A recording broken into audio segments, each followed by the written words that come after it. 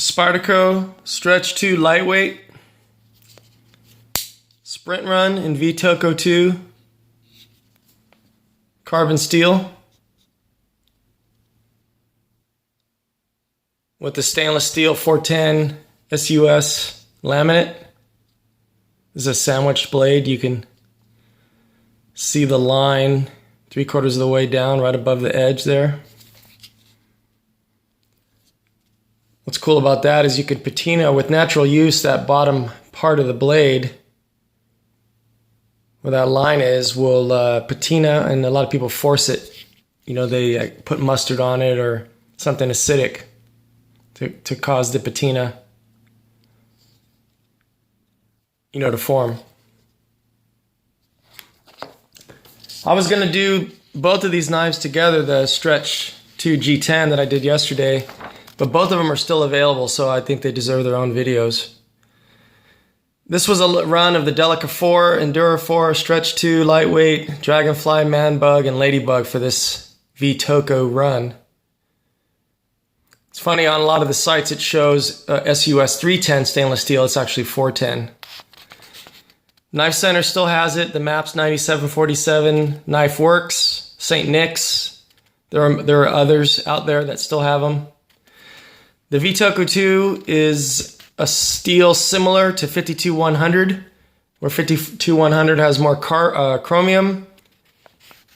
The V-Toku2 has more tungsten, and they pretty much do very similar things once they're heat treated. They're not a powder metallurgy steel. They have decent edge retention, but they're tough. I have the 52100 Para 3 and Para 2, and they're great. It's a great knife. You know, it's not S30V, it's, you know, not M390 edge retention, but they are tough. I mean, if you hit a staple, you know, it's not going to chip out on you. It's a good all-around working steel, and I think because this is a sprint run, and it's only $97, that's why it's still around, to be honest with you. You know, people, a lot of people don't like, you know, the low chromium steels because they rust, and, you know, people are looking for that exotic steel. Because these would have sold out pretty quick, you know, if it was some other high-end Japanese steel. Does come with the sprint run paperwork. It talks about the V-Toku and the different knives that are in this run. The lightweight's only an ounce lighter than the G10 version. And you can see the line, it's because it has liners in it. It's not just like the native, you know, the new Native 5 or some of the other knives that are just the fern or the, you know, fiberglass reinforced copolymer. It's actually got full liners in there that are skeletonized. So it is an ounce lighter. And what I didn't know until here recently, the knive's actually a little bit smaller in the blade. If you look at the G10 version, let's put them like this. You can actually see where the blade,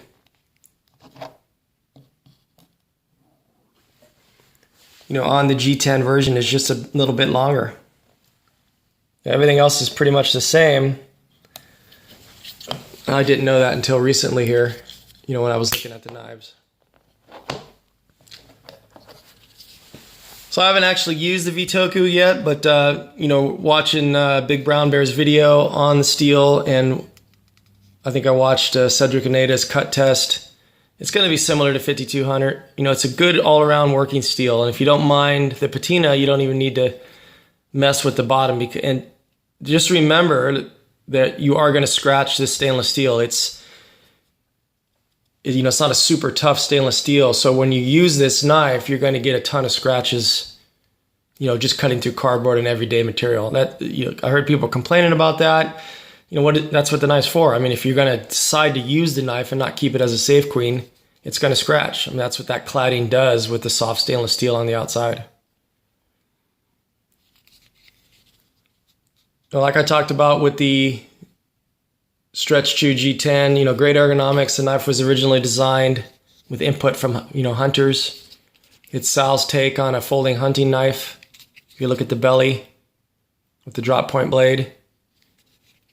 A good ergonomics. I'm not so keen on the color of the scales on this knife, but you know, it's a good knife. This is a good worker. And for 97 bucks, I mean, you really can't beat it. So they are still available. The Spyderco Sprint Run V-Toku2 Stretch 2 lightweight.